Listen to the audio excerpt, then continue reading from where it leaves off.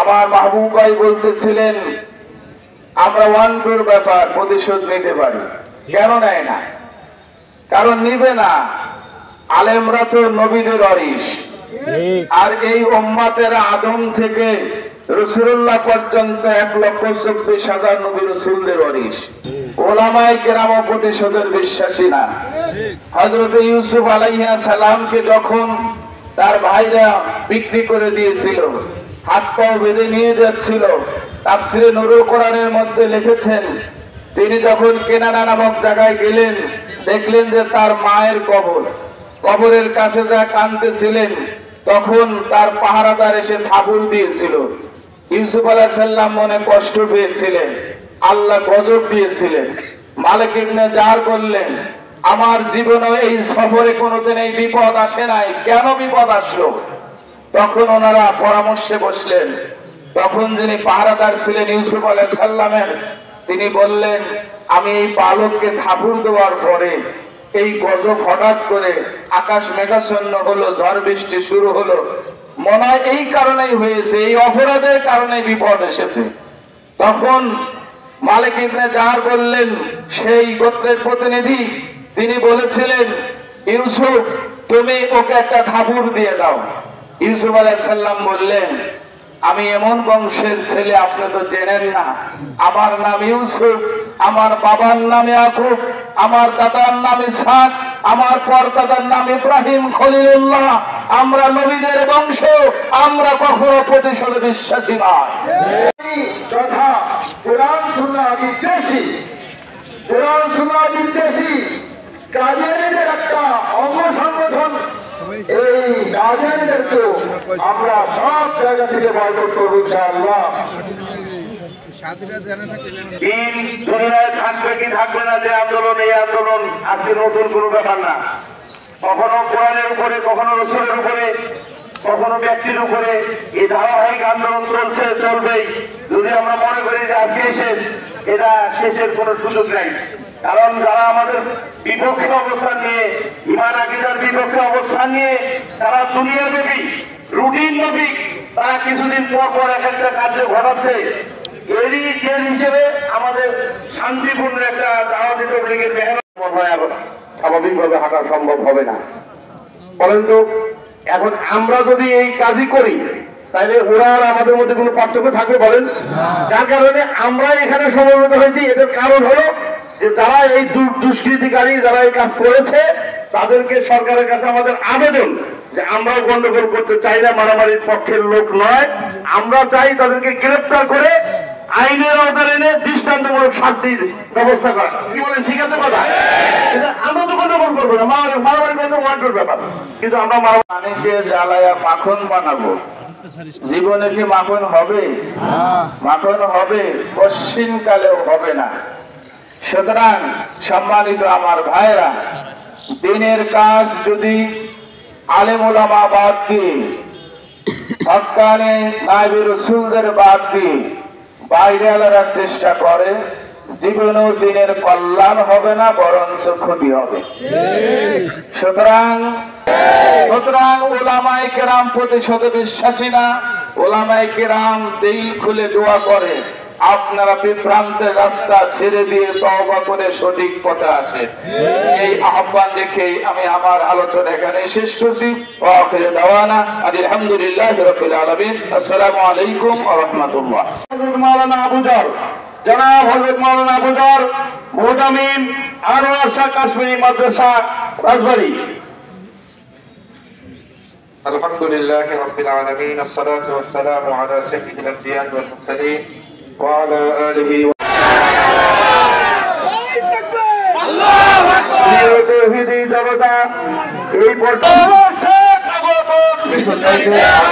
আল্লাহু আকবার। আসসালামু আলাইকুম ওয়া রাহমাতুল্লাহি ওয়া বারাকাতুহু। সম্মানিত রাজবাড়ী জেলার তাওহীদি জনতা, আপনারা কি বলেন?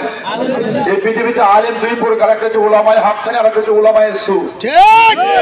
যারা দুনিয়াকে সামনে নিয়ে কাজ করে তারা হচ্ছে কি? উলামায়ে সু।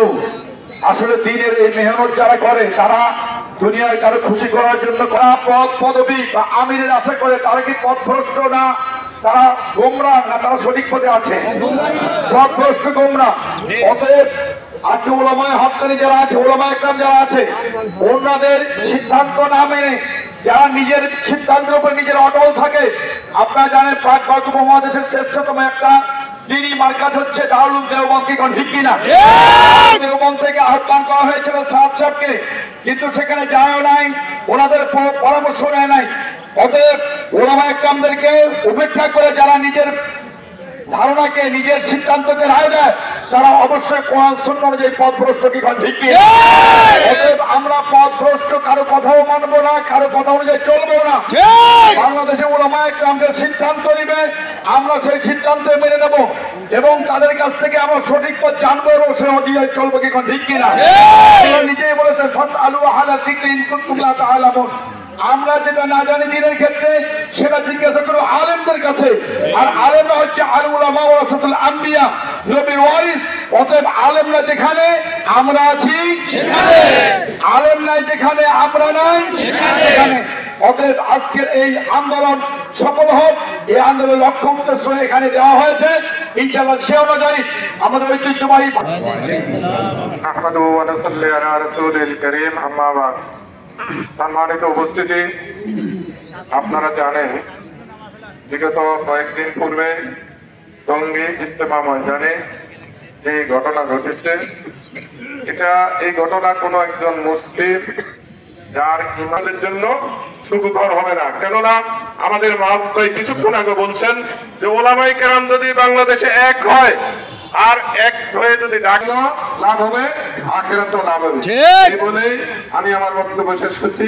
সারা বাংলাদেশের অনেক সাতপন্থী ভাইরা তাদের ভুল বুঝতে পেরে এই সন্ত্রাসীদেরকে ত্যাগ করে ওলামায়ে কেরামের হাতে তওবা করে তারা ফিরে এসেছেন।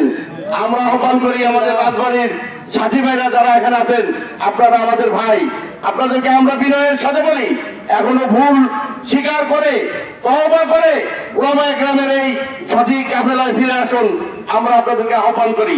সম্মানিত উপস্থিতি, এই পর্যায়ে আপনাদের সামনে অত্যন্ত গুরুত্বপূর্ণ। আউযু বিল্লাহি মিনাশ শাইতানির রাজীম, বিসমিল্লাহির রহমানির রহিম। তা'মুরুনা বিল মা'রুফ ওয়া তানহাউনা আনিল মুনকার। সাদাকাল্লাহুল মাওলানাল আযীম। করার পূর্বের অবস্থায় নাই, অবস্থায় নাই, তাদের শিকল অনেক গভীরে, বাংলার জমির দখলটা কেনে ওই সাত লীগের আস্তানা ভারতে পালিয়ে যাইতে বাধ্য হবে। কি বলে এই সাত লীগের আস্তানা বাংলাদেশে থাকতে পারবে না। সাত লীগের সন্ত্রাসীদের অবিলম্বে গ্রেফতার করে ফাঁসির কাস্টে ঝুলাইতে হবে। আমরা তওবা করছে, আপনারাও তওবা করে ফিরে আসুন, নতুবা আপনাদেরকে সামাজিকভাবে বয়কট করা হবে। প্রত্যেকটা মসজিদে মহল্লায় বয়কট করা হবে। আমি আপনাদেরকে করজোরে পায়ে হাত দিয়া, যেহেতু আপনারাও আমাদের ভাই, পায়ে হাত দিয়া বলবো আপনারা ফিরে আসুন, আপনারা ফিরে আসুন। যদি ফিরে না আসেন, আর প্রশাসনকে বলবো এই দোষীদেরকে অবিলম্বে গ্রেফতার করুন এবং তাদেরকে শাস্তির আওতায় নিয়ে আসুন। আর যদি শাস্তির আওতায় নিয়ে আসা না হয়, আগামী 25শে জানুয়ারি ঢাকায় মহাসমাবেশের ডাক দেওয়া হবে। আপনারা ঢাকায় যাইতে রাজি আছেন? আবার যদি ঐক্যবদ্ধভাবে রাজপথে নামি, ওই সাত লীগ বলেন, এই লীগ বলেন, সেই লীগ বলেন, কোন লীগের কোন খারাপ বাংলাদেশে থাকবে না। পুনরামিন আমাদের সবাইকে ঐক্যবদ্ধ ভাবে আন্দোলন করার তৌফিক দান করে বলে আমরা আপনার সরকার বাহাদুরের নিকট আদত্ত আহ্বান জানাচ্ছি, এদের সমস্ত কার্যক্রম নিষিদ্ধ করা হোক এবং যে সমস্ত খুনি অপরাধী আসামিদের বিরুদ্ধে মামলা দেওয়া হয়েছে প্রত্যেক গ্রেপ্তার করে 25 তারিখ আসার আগেই যেন এদেরকে দৃষ্টান্ত শাস্তি দেওয়া হয়। জনাব আলহাজ হযরত মাওলানা ইলিয়াস সাহেব, জনাব আলহাজ হযরত মাওলানা ইলিয়াস সাহেব। নারায়ে তাকবীর। আসসালামু আলাইকুম ওয়া রাহমাতুল্লাহি ওয়া বারাকাতুহু। ওয়ালাইকুম আসসালাম। আলহামদুলিল্লাহি ওয়াহদা ওয়াসসালাতু ওয়াসসালামু আলা মান লা নাবিয়্যা বা'দা। আমরা কখনো ভাবিনি যে আমাদের তাবলীগ জামাতের একটা বিভ্রান্ত কিছু লোকের পথভ্রষ্ট যারা হয়েছে তাদের নিয়ে আমাদেরকে এই রাজপথে আসতে হবে, প্রতিবাদ করতে হবে, তাদের ফাঁসির কাছে ঝোলানোর জন্য দাবি জানাইতে হবে, তাদেরকে গ্রেফতারের জন্য দাবি জানাইতে হবে। এটা আমরা কখনোই চিন্তা করি নাই, ভাবনাও করি নাই। কিন্তু যদিও চিন্তা করি নাই, বাস্তবেও তাই হচ্ছে যে আমাদের এই তাবলীগ জামাতের একজন পথভ্রষ্ট মুরব্বীর এক বিভ্রান্তিকর তথ্য সে অদৃশ্য এক শক্তির ফাঁদে পা দিয়ে আজকে মুসলমান জাতির সবচেয়ে বড় প্ল্যাটফর্মকে বিভক্ত করে ফেলেছে এবং তারা এমন বিভ্রান্ত হয়েছে। আজকে যদি আমরা এই রাজপথে না নামি, লক্ষ লক্ষ মুসলমান বিভ্রান্ত হয়ে যাবে, ঈমান হারা হয়ে যাবে, তারা জাহান্নামের মিছিলের দিকে দৌড়াবে। আর এই জন্য আমরা সাতপন্থীদের বিপক্ষে আজকে দাঁড়িয়েছি। জাতিকে স্পষ্ট করার জন্য আমাদের ওলামায়ে কেরাম দাঁড়িয়েছে যে সাফ যে কোরআন সুন্নাহ অপব্যাখ্যা করেছে, নবীদের সামনে যে বেয়াদবি করেছে, ওলামায়ে কেরামের সামনে যে বেয়াদবিমূলক কথাবার্তা বলেছে, যদি সাদা কোনো মুসলমান এইটা বিশ্বাস করে, এই পথে চলে, এটাকে সমর্থন করে, সে ঈমানদার থাকতে পারে না। সুতরাং তারা যে কি বিভ্রান্তকে আমার পূর্বের বক্তারা বলে গিয়েছে যে তসলিমা নাসরিন যাদের সমর্থন করে, যারা ইহুদি মুসাদের সাথে বৈঠক করে, এই ধরনের যাদের লিঙ্ক পাওয়া যায়, তারা কি হক না বাতিল, এটা তো দিবালোকের মতো স্পষ্ট। সুতরাং আমরা যদি জাতিকে মুক্ত করতে চাই, জাতিকে বাঁচাইতে চাই, মুসলমান জাতিকে বাঁচাইতে চাই, হকের পর টিকে থাকতে চাই, তাহলে আমাদের কাজকে সিদ্ধান্ত নিতে হবে সারা বাংলাদেশের মতো রাজবাড়িতেও কোন মসজিদে কোন এলাকায় কমিটি দায়িত্ব নিতে হবে, ইমামদের দায়িত্ব নিতে হবে। সাতপন্থী কোন জামাত কোন মসজিদে উঠতে পারবে না। রাজি আছেন? সাতপন্থী কোন জামাত, এই ভারতের সাতপন্থী সন্ত্রাসী বাহিনী রাতের অন্ধকারে যারা মানুষ হত্যা করে, যারা জাতিকে বিভক্ত করে ফেলে, যারা সন্ত্রাসী কার্যকলাপ করতে পারে, তারা কোন মসজিদে উঠতে পারবে না। আমাদের দাবি এইটা। দ্বিতীয় দাবি হলো, যারা টঙ্গীর মাঝে হত্যার জন্য ডাইরেক্ট নেতৃত্ব দিয়েছে, দিবালোকের মতো স্পষ্ট, তাদেরকে আজও গ্রেফতার করা হয়নি। অনেকেরই, অধিকাংশই গ্রেফতার করা হয়নি, বরং তদবির করে তারা জামিনের জামিন পেয়েছে, আবার জামিনের জন্য তদবির করছে। আমরা আজকের এই বিক্ষোভ প্রতিবাদ সভা থেকে দাবি জানাই, অতি সত্বর এই গুন্ডা বাহিনীর হেডদেরকে এবং যারা এর সাথে জড়িত তাদেরকে গ্রেফতার করে দৃষ্টান্তমূলক শাস্তির ব্যবস্থা করতে হবে। এর সাথে রাজবাড়ির থেকেও যারা ওই দিন এই কাজের সাথে জড়িত ছিল, যারা নেতৃত্ব দিয়েছে, বাস করে রাজবাড়িতে গিয়েছে, তাদের ব্যাপারে প্রশাসনকে আমরা বলতে চাই, আপনারা তদন্ত করে তাদের বিরুদ্ধে ব্যবস্থা নিতে হবে। 3 নম্বর, রাজবাড়ি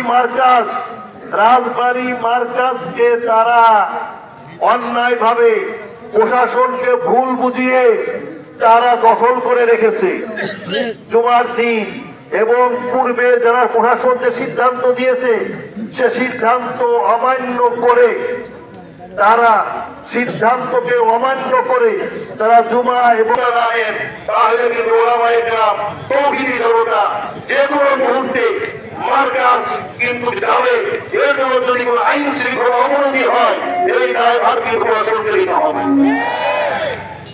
আমরা আরো বলতে চাই যে আমাদের যে আগামী ইজতেমা আছে এই ঘুরিয়ে দাও ভেঙে দাও ঘুরিয়ে দাও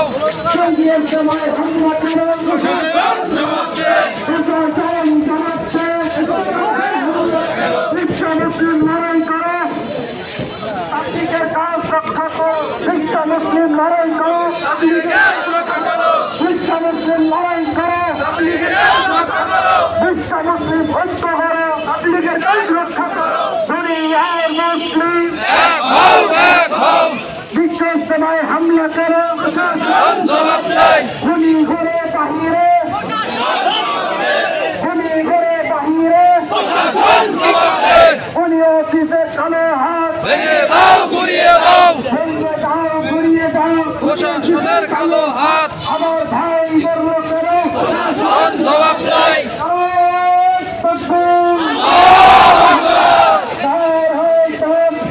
আল্লাহু আকবার এক হও এক হও দুনিয়ার মুসলিম ইহুদিদের গডফাদার হুশিয়ার সাবধান ইহুদিদের দালালেরা সঙ্গে সময় হামলা করো প্রশাসন জবাব দেয়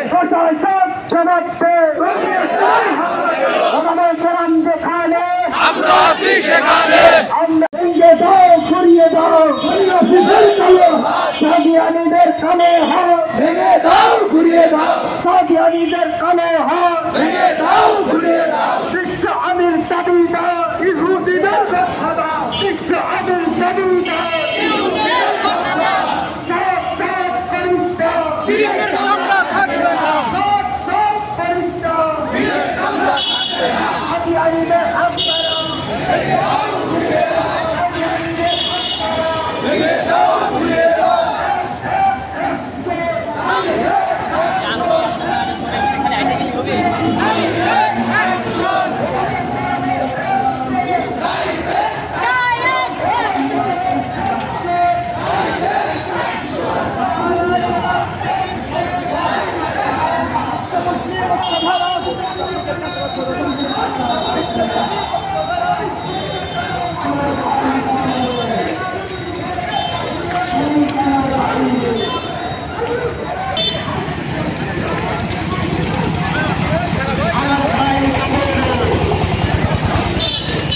মাঠে হামলা কেন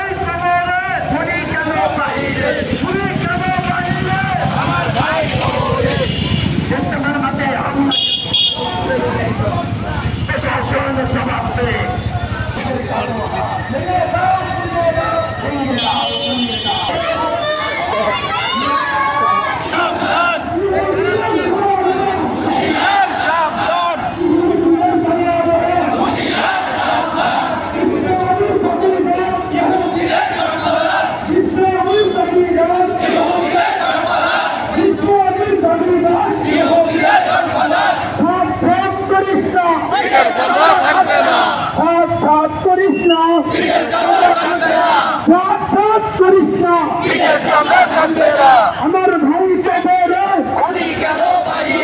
আমার ভাই কবরে আমার ভাই কবরে খুনি কেন বাহিরে খুনি ঘুরে বাহিরে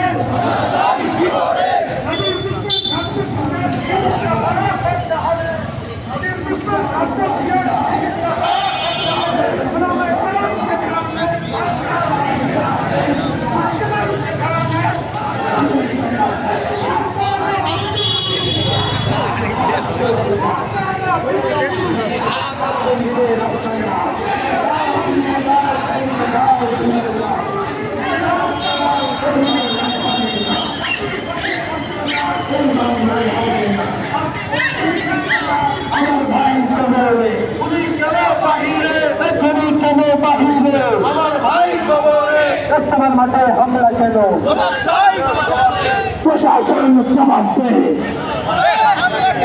নারায় তাকবীর, নারায় তাকবীর। দুনিয়ার মধ্যে এক হও জিহাদ